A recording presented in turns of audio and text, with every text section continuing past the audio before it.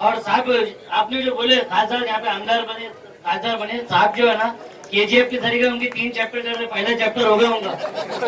वो साहब जो आए हुए कोई मामूली लोगों को मार के नहीं आए हुए यहाँ पे, जिनको मारे वो सब लोग डाउन थे। इतना हुनर है इन बच्चों के अंदर कि ये पूरे मुल्क के लिए मेडल लाने की काबिलियत रखते हैं। मुख्यमंत्री ने इसकी घोषणा कर दी है कि स्पोर्ट्स यूनिवर्सिटी अब औरंगाबाद के अंदर ही कायम होगी और इसी ग्राउंड के ऊपर मैं जब भी जो भी ख्वाहिश करता हूं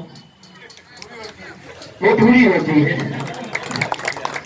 मैं इसी ग्राउंड के ऊपर आमदार की ख्वाहिश किया था, आमदार हो गया। इसी ग्राउंड के ऊपर आया, बोला खासदार बनना है तो बोले खासदार भी बन जाओ करके अब यहाँ पर स्टेडियम की ख्वाहिश कर रहे हैं। इंशाल्लाह आप सब लोगों की दुआएं अगर रही तो हम जरूर इसको पूरा करेंगे।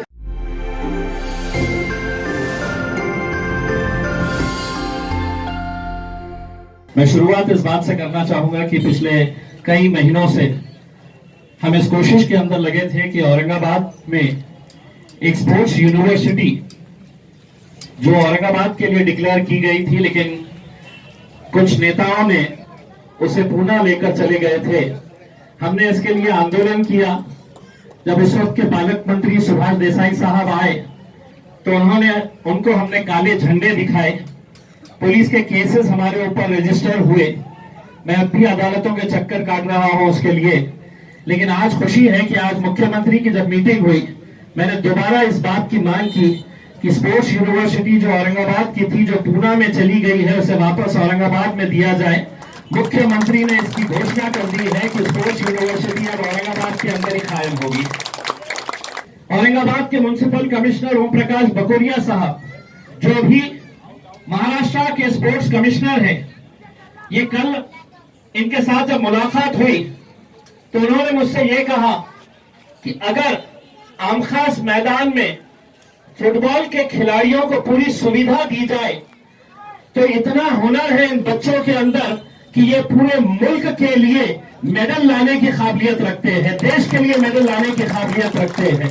ये आमखास मैदान का जो ग्राउंड है, जो कई सालों से वक्फ बोर्ड के कब्जे में है, वक्फ बोर्ड के नाम पर है, वक्फ बोर्ड का आमखास मैदान होने के बावजूद सरकारी अलग अलग विभागों ने आमखास मैदान के ऊपर दावा ठोक दिया। गवर्नमेंट मेडिकल कॉलेज ने अपने पेपर्स बना लिए और उन्होंने कहा कि यह हमारा ग्राउंड है। स्पोर्ट्स डिपार्टमेंट ने कहा कि यह हमारा ग्राउंड है। महानगर पालिका ने बोला हमारा ग्राउंड है। दूसरा आपका सिटी क्लब, ये इन्होंने अपना अलग दावा ठोक दिया है। मैंने इन सबको आप सबकी तरफ से एक बात कह दिया हूं, ये मैदान है, ये आमखास मैदान से बहुत बड़े बड़े खिलाड़ी यहां से निकले हैं। बाबर भाई जैसे फुटबॉल खिलाड़ी यहां से निकले हैं। तो ये मैदान के ऊपर अगर कोई ये समझ रहा है कि हम यहां पर कुछ और बना देंगे तो तुम सबकी तरफ से मैंने उनको अच्छी भाषा में समझा दिया है, 1 इंच भी यहां पर तुमको कुछ बनाने नहीं दूंगा। अगर बनेगा यहां पर तो सिर्फ एक स्टेडियम बनेगा, इंशाअल्लाह स्टेडियम बनेगा।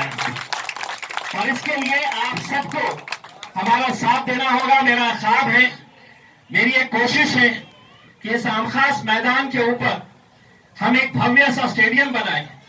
और इसके लिए मैंने आज भी मुख्यमंत्री साहब को यह बात कही। मैंने उनको यह बताया कि हमें इसके सिर्फ कागजात चाहिए, राज्य सरकार से हमें 1 रुपया नहीं चाहिए। हमारे पास अगर कागजात मिल जाते हैं तो इंशाअल्लाह पैसा लाने की जिम्मेदारी वो आपके खासदार इम्तियाज जलील की रहेगी।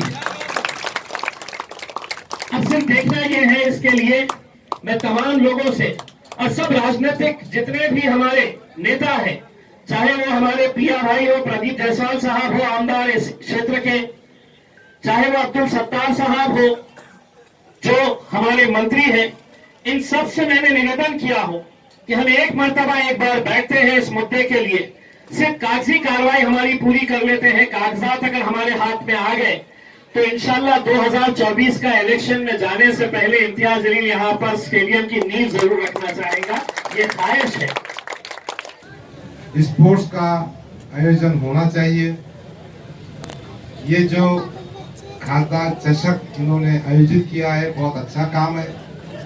हमारे बच्चों में, हमारी सोसाइटी में स्पोर्ट्स को प्रोत्साहन मिलना चाहिए और इस काम में मैं अपनी शुभेच्छा देता हूं और उम्मीद करता हूं कि चषक कामयाब भी रहेगा, हमारी जनता को भी फायदा पहुंचेगा, नौजवान भी इसमें सहभाग होंगे और इस तरह से मिलजुल कर एक अच्छी संस्कृति का, अच्छे समाज का हम काम कर सकेंगे। एक बार फिर प्रांतोष वाघमारे को, अखिल सागर साहब को और हमारे इरफान भाई को, तमाम साथियों को, मंच पे बैठे हुए तमाम जिम्मेदारों को, डिग्निटरीज को शुभेच्छा देता हूं।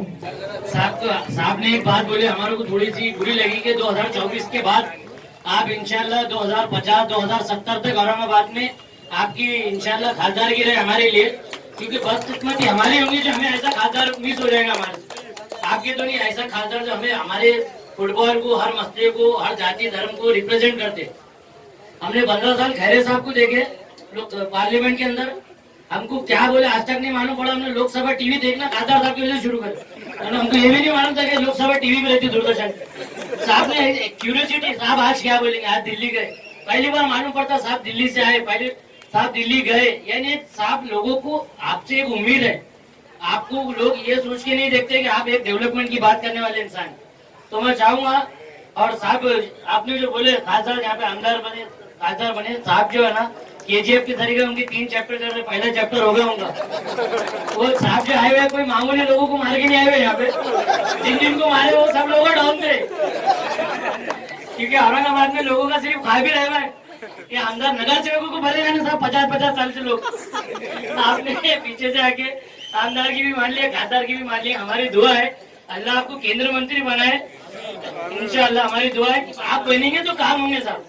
सिर्फ बीजेपी गवर्नमेंट में एक का ही नाम सुनते हम, नितिन गडकरी साहब का, साहब उनकी भी तारीफ करते हैं माशाल्लाह साहब का। और इससे बड़ा सबूत क्या होना सेकुलर होने, साहब काम करने वाली की हमेशा सराहना करते हैं, हम दुआ करते हैं। खासदार साहब ऐसी, और एक चीज साहब ने आमदारगी के टाइम यहाँ पे वादा करे थे कि खासदार चषक, मैंने उनको रिक्वेस्ट करा था, साहब फुटबॉल प्रेमी ज्यादा है बुढ़ी लाइन से रिलेटेड लोग पूरे मध्य के अंदर, तो साहब ने मेरे को वादा करे थे कि खासदार चषक भी मैं फुटबॉल कर लूंगा, और साहब ने वो वादा पूरा करे। और उसी तरीके से साहब ने नेहरू भवन के अंदर कॉम्प्लेक्स बनाने का वादा करे थे। कारपोरेशन से फंड नहीं है, कारपोरेशन के पास ये नहीं है, वो नहीं है, साहब ने सारी चीजें फंड लाने की जिम्मेदारी तब भी नेहरू भवन कॉम्प्लेक्स से साहब ने जिम्मेदारी ली थी। वो प्रूफ हमारे पास है, उसका काम चल रहा है नेहरू भवन का। तो साहब से भी उम्मीद रखो हम, और यकीनी उम्मीद रखो कि आमखास के अंदर स्टेडियम बनेगा इंशाल्लाह।